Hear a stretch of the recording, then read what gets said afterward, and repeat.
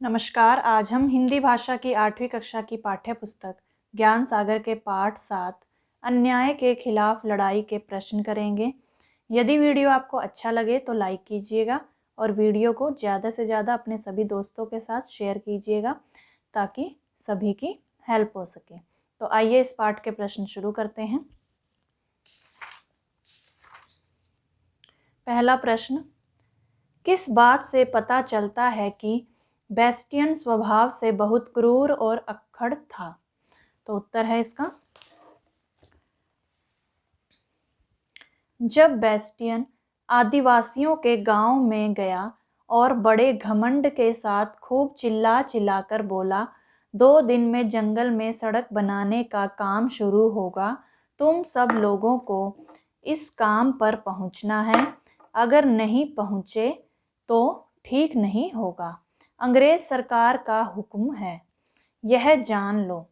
Bastion के इन घमंड भरे शब्दों से पता चलता है कि वह स्वभाव से बहुत क्रूर और अक्खड़ था।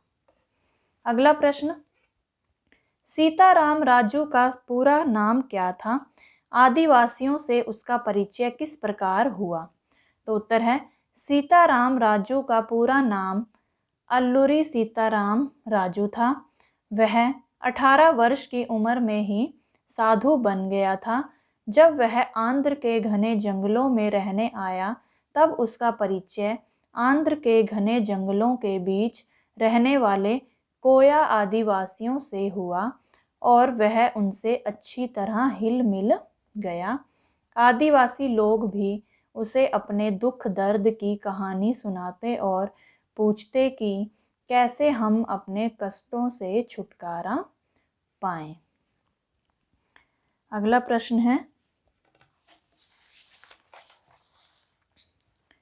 सीताराम राजू की किस बात को सुनकर आदिवासियों में हिम्मत आई?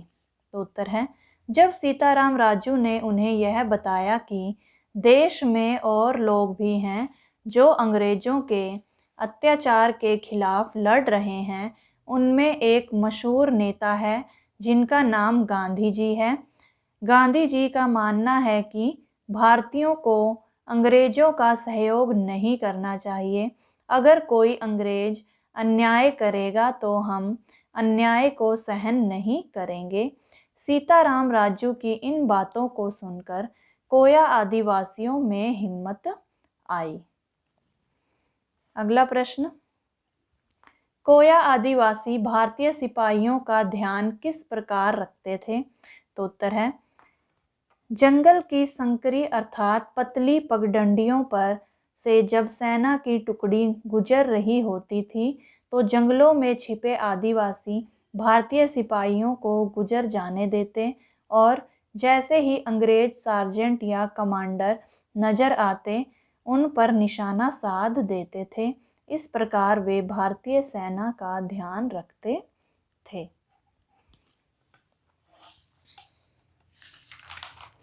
अगला प्रश्न है, सीताराम राजू ने अंग्रेजों के सामने समर्पण क्यों किया? तो उत्तर है, आदिवासियों के विद्रोह को देखते हुए अंग्रेज सरकार डरने लगी थी। तब उन्होंने जंगल के अंदर गांव में राशन लाने वाले सारे रास्ते बंद कर दिए। यहाँ तक कि उनकी उगी हुई फसल को भी जला दिया गया। लोगों के भूखे मरने के दिन आ गए। तब सीताराम राजू ने सोचा कि अगर मैं अंग्रेजों के सामने आत्मसमर्पण कर दूं तो अंग्रेज इन हजारों लोगों को रोज सताना बंद कर देंगे। इसलिए सीताराम राजू ने अंग्रेजों के सामने समर्पण कर दिया।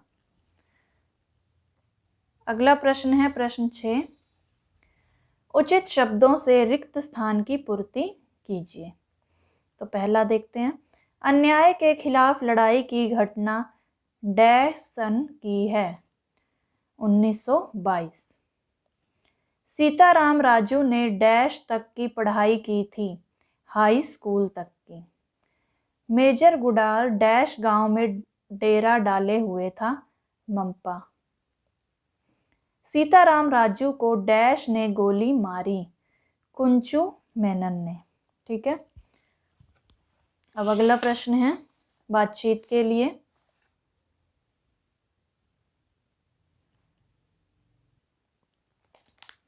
अंग्रेजों की क्या योजना थी? तो उत्तर है अंग्रेजों की योजना थी कि घने जंगलों और पहाड़ों को चीरती हुई एक सड़क बिछाई जाए। अगला प्रश्न, सड़क बनवाने का काम किसे सौंपा गया? तो उत्तर है बेस्टियन, जो कि एक तहसीलदार था, उसे शासन द्वारा सड़क बनवाने का काम सौंपा गया था। अगला प्रश्न है, सीताराम राजू ने आदिवासियों को गांधी जी के बारे में क्या बताया?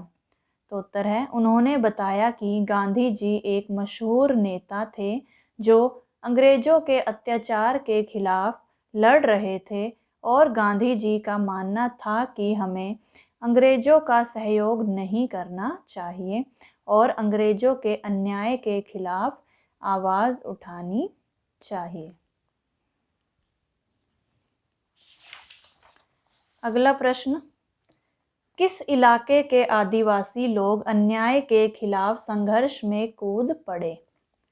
तो उत्तर है भद्राचलम से पर्वतीपुरम तक पूरे इलाके के आदिवासी लोग अन्याय के खिलाफ लड़ने के लिए संघर्ष में कूद पड़े। अगला प्रश्न, सीताराम राजू की शहादत ने अंग्रेजों को कौन सा पाठ पढ़ा दिया था? तो उत्तर है सीताराम राजू की शहादत से आदिवासियों में अंग्रेजों के विरुद्ध विद्रोह की ऐसी ज्वाला भड़की थी जिससे अंग्रेज सरकार भी डरने लगी थी। वे समझ गए थे कि आदिवासियों के साथ मनमर्जी नहीं की जा सकती। इस प्रकार सीताराम राजू की शहादत ने अंग्रेजों को अच्छा खासा पाठ पढ़ा दिया था। अब अगले प्रश्न हैं अनुमान और कल्पना से संबंधित। तो इन सभी प्रश्नों के उत्तर आपको स्वयं देने हैं। जैसे पहला प्रश्न है, यदि सीताराम राजू की जगह आप होते तो क्या करते? तो आपको बताना है कि यदि सीताराम राजू की जगह पर आप होते तो आप क्या करते? अपने अनुमान और कल्पना के आधार पर इस प्रश्न का उत्तर दीजिएगा। और दूसरा प्रश्न है, यदि सीताराम राजू अंग्रेजों के सामने आत्मसमर्पण न करता तो क्या होता? तो इस प्रश्न का उत्तर भी आपको स्वयं देना है। जैसे कि यदि अगर सीताराम राजू अंग्रेजों के सामने आत्मसमर्पण ना करता तो अंग्रेज जो हैं वो जो आदिवासी लोग थे उन पर अत्याचार करते रहते और वे सभी मारे जाते, उसके अत्याचारों के सामने मारे जाते, है ना।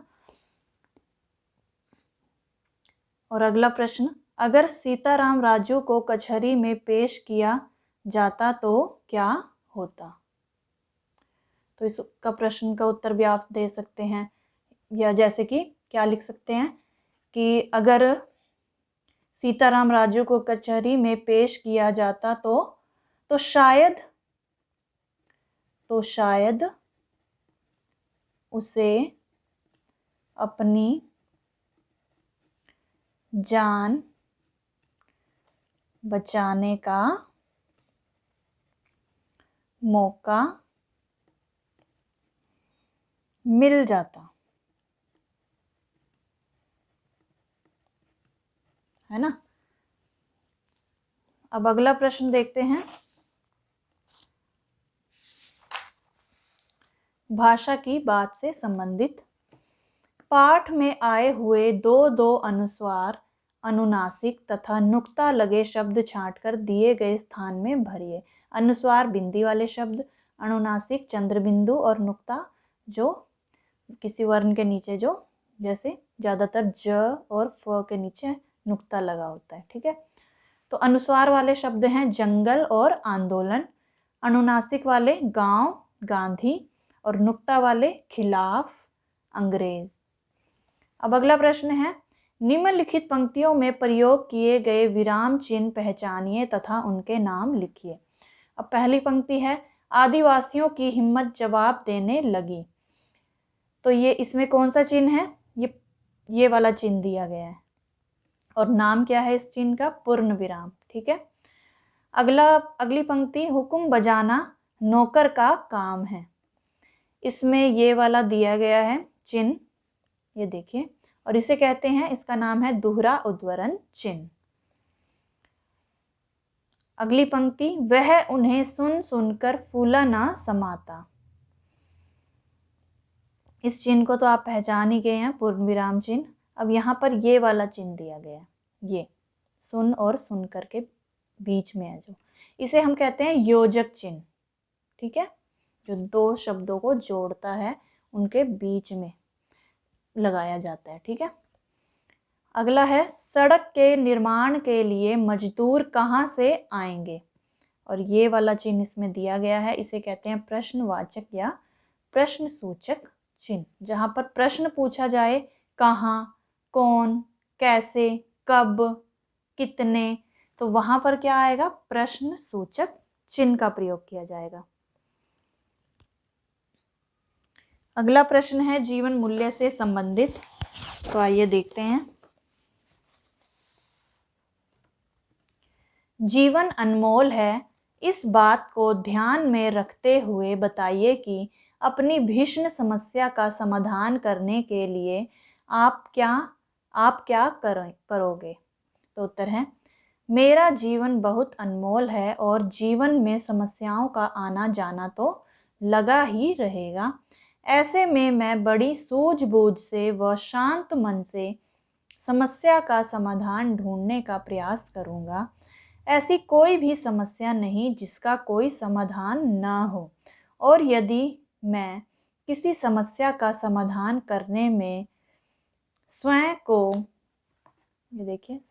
को असमर्थ पाता हूँ, तब उस स्थिति में मैं अपने से अनुभवी व्यक्तियों से अपनी समस्या के समाधान के लिए परामर्श लूँगा।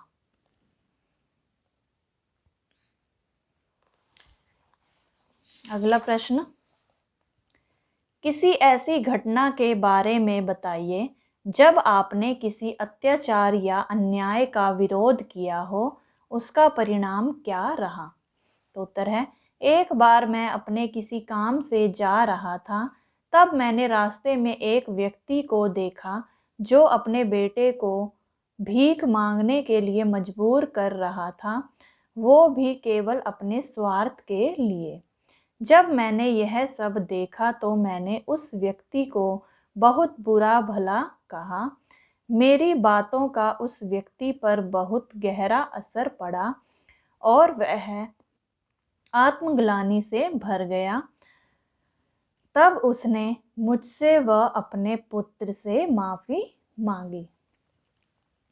तो ये थे पाठ 7, अन्याय के खिलाफ लड़ाई के प्रश्न। आशा करती हूँ आपको सभी प्रश्न अच्छे से समझ में आ गए होंगे। मिलते हैं अगली वीडियो में, तब तक के लिए नमस्कार।